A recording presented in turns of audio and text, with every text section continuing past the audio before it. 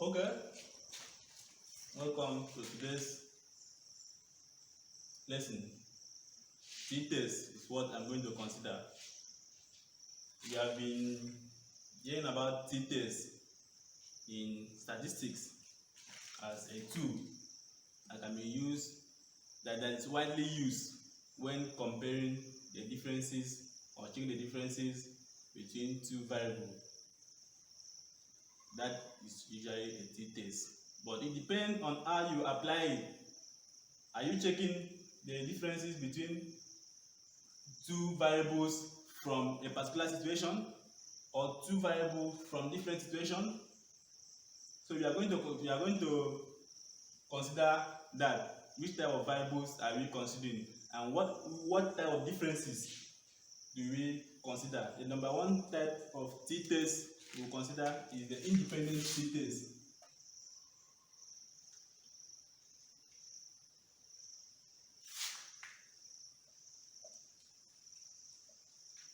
Independent t-test. Independent t-test is a statistics that is employed or adopted when the researcher is considering the differences between two variables. These variables are in a different situation. For example, we have A, we have group A, then we have group B.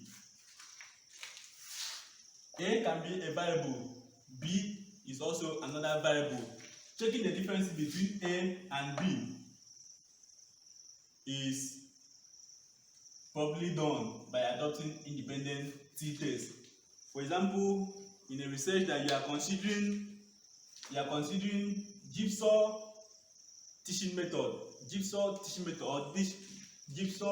teaching strategy.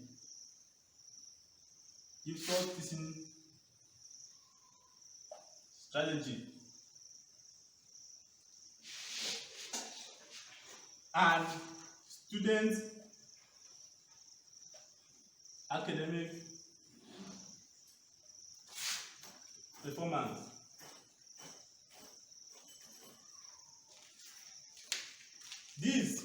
The jigsaw teaching strategy in this type of research is the independent variable, while the student academic performance is the dependent variable. Independent and dependent. So considering here, you have to compare jigsaw teaching strategy with another common teaching strategy. You can use a conventional teaching strategy. You can bring in conventional teaching strategy.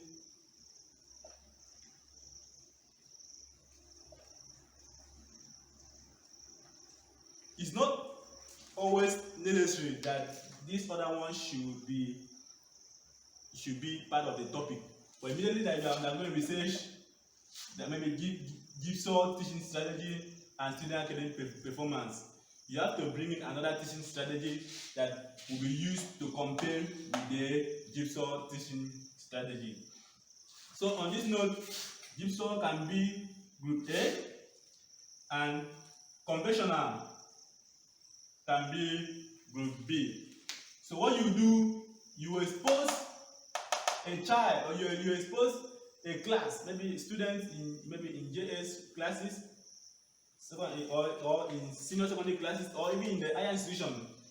You expose them to a particular concept. Maybe it was in mathematics. Maybe you are teaching them polynomials. You expose them to polynomials using jigsaw teaching strategy. Then also you expose another set of students of that level to conventional teaching strategy. After this exposure, maybe without exposure, I'm talking about you teach them using these two methods. Then you now give them a test to check their performances. Then from the test, you take your data. That will give the data will be data from jigsaw will form data for group A, and data from conventional teaching strategy will form that of group B. Then those data can now be computed and then independent statistics will be applied. In the digital world today, we will not go using the formulas that we usually do in the traditional classroom setting.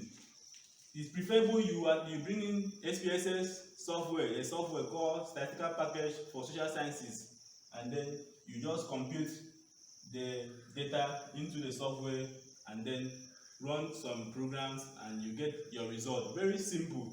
We have our videos on how these statistical tools can be used, which you learn from that. So that is when independent t-test is used. But when independent t-test is used in a research, such research is not that effective because you did not consider the previous performance of these children, of these students, before you expose them to this different teaching method. You need to, in a more effective research, for you to do a more effective research, you need to measure the student performance previously before bringing in this teaching method, so that you'll be able to know their strength, or whether they were equal, or in the sense that whether there was equality between group A and group B.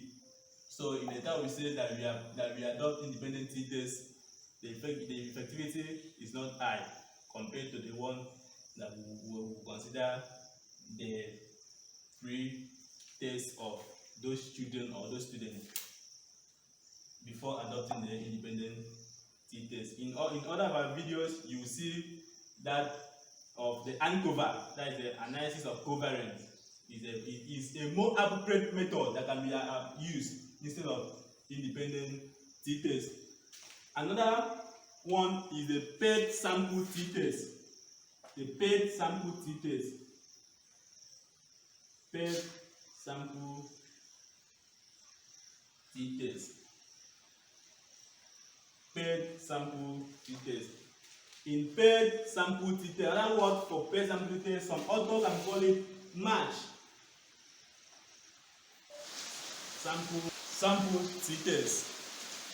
So depending on the author can call it, or researcher can either call it paired sample t-test, or you can call it match sample t-test. So, but remember, the basic knowledge of t-test is comparison of means of different groups. Comparison of means of different groups. Just like the first one that I said, group A and B. You are comparing the mean score of group A with that of the group B to check their differences, their statistical differences. Okay, in paired sample t-test, this type of t-test is usually adopted when a researcher is considering the mean difference of two groups, and these two groups must be the same group but in different time interval. Maybe you take the mean of the two groups. Maybe you can say group C and group B. Maybe big one, you get the mean score of group C and then compare it with that of group B. But what did I say? In different time interval, meaning that the students that are in group C are also those students in group D. But the difference here, what makes this one different from that of independent t-test is that this one, you can check the mean of this one, of this student, which is the student in group C here, today. Then after 2 weeks, you also check the mean the mean of this other student, and this is called the student in group D. We will now differentiate them using the data, but remember, they are comparing the mean difference of one set of students but in different interval. For example, in your school,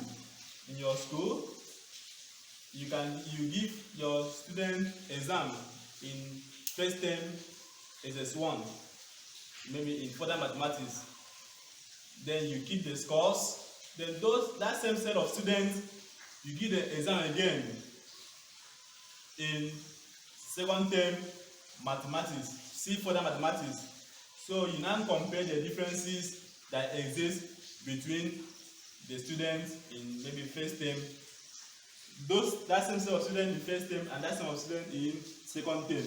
So for you to check that statistical difference, you don't adopt independent t-test, you adopt pair sample t-test. That's why we call it pair, because you see the same group. But some persons usually do a very big mistake to still go back to independent t-test as a statistical tool for this type of work. Another good example is maybe in medical field. In medical field, you can take the temperature of some patients in the hospital today, and then take the temperature of that same patients in that hospital another day. So you want to check the temperature differences in these patients. So what you do to know the statistical differences, you adopt paired sample t-test. So that is the usefulness of paired sample t-test, or you can call it match sample t-test. So in any research that you are considering and you want to use the same set of individuals, the same set of variables, then to check the differences in time interval, in 2 time interval, you apply paired sample t-test. So you can think of a research problem that can be done using paired sample t-test. The last t-test is one sample t-test. One sample t-test. One sample t-test. In one sample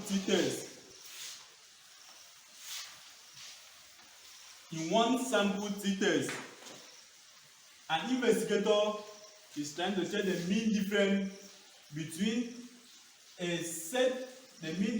between a set of group or a group and a known mean. What does that mean? You have group E, you have F. Then you want to check the mean difference between group E and F. And I'm saying that the group F here is called known. It has a known mean. And that of E is unknown mean. So you want to check the difference between E and F. And a good example of a research that you can adopt one sample t-test is when an investigator is trying to check the differences between the numbers of youth corps members in Akwa Ibom State and the average age of the corps members that is being assigned by the federal government of Nigeria. Statistics have shown that 25 years is a known mean. Remember, the highest is when a person is above 30 years, you can't go for youth service again in Nigeria. But through statistics, they have done all possible collection of data and then computed to have 25 as the average age, and this is called the known mean. So you are going to check all the other corpers, all the corpers that are currently serving in Akwa Ibom State. So for you to know the differences, you need to compare the mean of the one that you have in Akwa Ibom State to that of the known mean that have been stated by the federal government of Nigeria. So when you are doing this type of research, you adopt one sample t-test as a statistical tool to check the statistical differences. Another typical example is in the classroom setting. We all know that 9 years is the average age for students in maybe in JS1. So I can call this a known mean.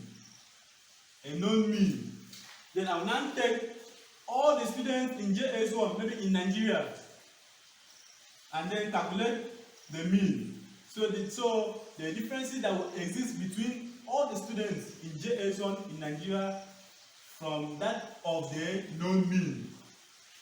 can be done using one sample t-test statistics.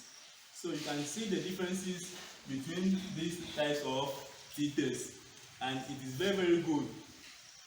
It is very good to apply them critically and apply them when it is time to apply them. Don't make mistakes and apply independent t-test when it's time to apply per sample t-test. Though you have a result, but that result will not be correct because you have failed to adopt an appropriate statistical tool. So I'm going to stop there. So you can go through the YouTube of other videos on SPSS on how these statistical tools can be used. Thank you very much.